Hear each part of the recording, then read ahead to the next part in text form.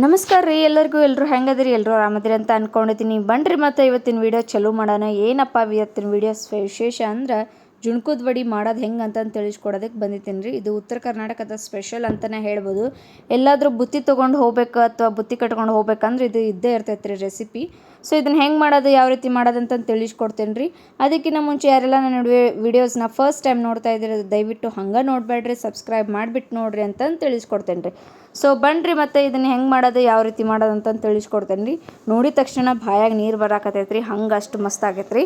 ಅದಕ್ಕೆ ನಾನಿಲ್ಲಿ ಫಸ್ಟ್ ಒಂದು ಕಡಾಯಿ ಇಟ್ಕೊಂಡೇನಿ ರೀ. ಕಡಾಯಿ ಒಳಗೆ ಒಂದು ಸ್ವಲ್ಪ ಎಣ್ಣೆ ಹಾಕ್ಕೊಂಡೇನಿ ರೀ, 2 ರಿಂದ 3 ಟೇಬಲ್ ಸ್ಪೂನ್ ಅಷ್ಟು.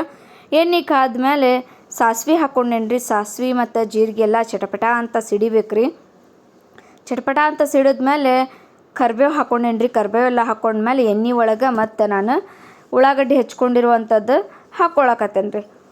ಸೊ ಉಳ್ಳಾಗಡ್ಡಿ ಹೆಚ್ಕೊಂಡಿರುವಂಥ ಉಳ್ಳಾಗಡ್ಡಿನ ಹಾಕ್ಕೊಂಬಿಟ್ಟು ಈ ರೀತಿ ಚೆಂದಾಗೆ ಫ್ರೈ ಮಾಡ್ಕೋಬೇಕು ರೀ. ಈ ರೀತಿ ಫ್ರೈ ಮಾಡ್ಕೊಂಡಾದ್ಮೇಲೆ ಅದಕ್ಕೆ ಸ್ವಲ್ಪ 1 ಟೇಬಲ್ ಸ್ಪೂನ್ ಅಷ್ಟು ಜಿಂಜರ್ ಗಾರ್ಲಿಕ್ ಪೇಸ್ಟ್ನ ಹಾಕ್ಕೋಬೇಕು ರೀ. ಅಥವಾ ನೀವೇನಾದರೂ ಮನ್ಯಾಗ ರೆಡಿ ಮಾಡ್ಕೊತೀನಿ ಅಂದ್ರೆ ಫ್ರೆಶ್ಶಾಗಿ ರೆಡಿ ಮಾಡ್ಕೊಂಡು ಹಾಕ್ಕೋಬೋದು ರೀ. ಸೊ ಅದು ಅಲ್ಲ ಬೆಳ್ಳುಳ್ಳಿ ಪೇಸ್ಟ್ ಹಾಕ್ಕೊಂಡಾದ್ಮೇಲೆ ಚೆಂದಾಗೆ ಮಿಕ್ಸ್ ಮಾಡ್ಕೊಡ್ರಿ. ಮಿಕ್ಸ್ ಮಾಡ್ಕೊಂಡ್ಮೇಲೆ ರುಬ್ಕೊಂಡಿರುವಂಥ ಹಸಿ ಖಾರನ ಹಾಕ್ಕೊಳಕತ್ತೇನೆ ರೀ. ಹಸಿ ಖಾರ ಹಾಕ್ಕೊಂಬಿಟ್ಟು ಅದನ್ನು ಮತ್ತೆ ಚೆಂದಾಗೆ ಮಿಕ್ಸ್ ಮಾಡ್ಕೊಳ್ರಿ. ಈ ರೀತಿ ಎಲ್ಲ ಚೆಂದಾಗೆ ಮಿಕ್ಸ್ ಆಗ್ಬೇಕು ರೀ. ಮಿಕ್ಸ್ ಆಗೋವರೆಗೂ ಅದರಲ್ಲಿರುವಂಥ ಹಸಿ ವಾಸನೆ ಸಹ ಎಲ್ಲ ಹೋಗ್ಬೇಕು ರೀ. ಅದೆಲ್ಲ ಹೋದ್ಮೇಲೆ 1 ಟೇಬಲ್ ಸ್ಪೂನ್ ಅಷ್ಟು ಅರಿಶಿನ ಪುಡಿ ಹಾಕೋರಿ.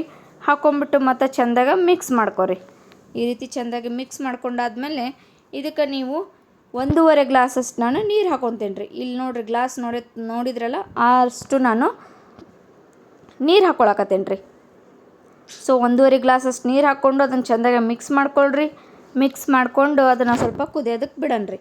ನೋಡಿರಿ ಈ ರೀತಿ ಚೆಂದಾಗಿ ಕುದಿಬೇಕು ರೀ. ಈ ರೀತಿ ಕುದಿಯೋ ಮುಂದೆ ರುಚಿಗೆ ತಕ್ಕಷ್ಟು ಉಪ್ಪು ಹಾಕೋರಿ. ಉಪ್ಪು ಹಾಕ್ಕೊಂಬಿಟ್ಟು ಮತ್ತು ಸ್ವಲ್ಪ ಸಕ್ಕರೆ ಹಾಕ್ಕೊಳ್ರಿ. ಸಕ್ಕರೆ ಮತ್ತು ಉಪ್ಪು ಹಾಕ್ಕೊಂಡು ಚೆಂದಾಗಿ ಮಿಕ್ಸ್ ಮಾಡ್ಕೊಳ್ರಿ. ಈ ರೀತಿ ಎಲ್ಲ ಮಿಕ್ಸ್ ಆದಮೇಲೆ ಇದಕ್ಕೆ ನಾನು 1.5 ಬೌಲಷ್ಟು ನಾನು ಹಿಟ್ಟನ್ನ ಹಾಕ್ಕೊಳಕತ್ತೇನೆ ರೀ.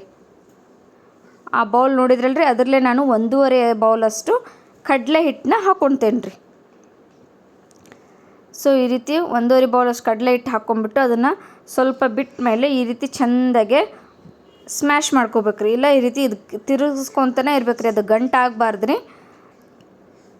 ಹಾಗಾಗಿ ಈ ರೀತಿ ತಿರುಗಿಸ್ಕೊತಾನೆ ಇರ್ಬೇಕು ರೀ. ಯಾವುದೇ ರೀತಿಯಾಗಿ ನೀವು ಕೈ ಬಿಟ್ರಿ ಅಂತಂದ್ರೆ ಅದಲ್ಲೇ ಹೊತ್ಕೊಳ್ಳೋ ಅಂಥ ಸಾಧ್ಯತೆ ಇರ್ತೈತಿ. ಹಾಗಾಗಿ ನೋಡ್ತಿರ್ಬೋದು ಇವಾಗ ನಾನು ಯಾವ ರೀತಿ ಗಟ್ಟಿಯಾಗಿ ಮಾಡ್ಕೊಳಕತ್ತೇನೆ ಅಂತಂದು. ನೋಡಿರಿ ಅದು ಕಡಾಯಿಗೆ ಹತ್ತವಲ್ತ್ರಿ. ಈ ರೀತಿ ಹತ್ತಲಾರ್ದಂಗೆ ನೋಡ್ಕೋಬೇಕ್ರಿ. ಆ ರೀತಿ ಹತ್ತಲಾರ್ದಂಗೆ ನೀವು ಚೆಂದಾಗೆ ತಿರುಗಿಸ್ಕೊತಾನೆ ಇರ್ಬೇಕು ರೀ. ನೋಡಿರಿ ಇವಾಗೆಲ್ಲ ಮಸ್ತಾಗೆ ಮಿಕ್ಸ್ ಆತ್ರಿ, ಗಟ್ಟಿನೂ ಆಗೈತಿ. ಅದಾದ್ಮೇಲೆ ಇವಾಗ ಒಂದು ತಾಟಿಗೆ ನಾನು ಎಣ್ಣೆ ಹಚ್ಕೊಳಕತ್ತೇನೆ ರೀ. ಈ ರೀತಿ ಬ್ರಷ್ಲೆ ಎಣ್ಣೆ ಹಚ್ಕೊಳ್ರಿ ಎಲ್ಲ ಕಡೆನೂ. ಹಚ್ಕೊಂಡಾದ್ಮೇಲೆ ಮಾಡ್ಕೊಂಡಿರುವಂಥ ಜುಣ್ಕದ ಹಿಟ್ಟನ್ನ ಈ ರೀತಿ ತಾಟ್ ಮೇಲೆ ಬಡ್ಕೋಬೇಕು ರೀ. ಅದು ಸ್ವಲ್ಪ ಸುಡ್ತಿರ್ತೈತೆ ರೀ, ನೋಡಿಕೊಂಡು ನೀವು ನೀರು ಹಚ್ಕೊಂಬಿಟ್ಟು ಬಡ್ಕೋಬೋದು. ಇಲ್ಲ ಅಂತಂದ್ರೆ ನೀವು ಪ್ಲಾಸ್ಟಿಕ್ ಕಾಳಿನ ಕೈಗೆ ಹಾಕ್ಕೊಂಬಿಟ್ಟಾದರೂ ಬಡ್ಕೋಬೋದು ರೀ.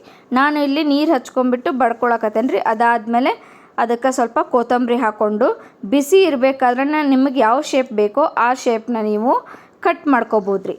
ನೋಡಿರಿ ಈ ರೀತಿ ಕಟ್ ಮಾಡ್ಕೊತ ಹೋಗ್ಬೋದು ರೀ. ಸೊ ಕಟ್ ಮಾಡಿದ್ಮೇಲೆ ಈ ರೀತಿ ಎಲ್ಲ ಬಿಡ್ತೈತೆ ರೀ. ನೋಡಿರಿ ಮಸ್ತ್ ಅಂದ್ರೆ ಮಸ್ತ್ ಆಗೈತಿ. ಇದನ್ನು ನೀವು ಬಿಸಿ ಬಿಸಿ ರೊಟ್ಟಿ ಜೊತೆ ಅಥವಾ ಚಪಾತಿ ಜೊತೆ ತಿನ್ನಕತ್ರ ಮಸ್ತ್ ಟೇಸ್ಟ್ ಬರ್ತೈತೆ ರೀ. ಒಂದು ಸಲ ಮನ್ಯಾಗ ಟ್ರೈ ಮಾಡಿ ನೋಡಿರಿ ಹೆಂಗಾಗೈತಿ ಅಂತ ಕಮೆಂಟ್ ಬಾಕ್ಸಲ್ಲಿ ತಿಳಿಸ್ರಿ. ಮತ್ತೊಂದು ಹೊಸ ರೆಸಿಪಿಯೊಂದಿಗೆ ಬರ್ತೀನಿ ರೀ. ಎಲ್ಲಿವರೆಗೂ ಚಾನಲ್ನ ನೋಡ್ತಾ ರೀ.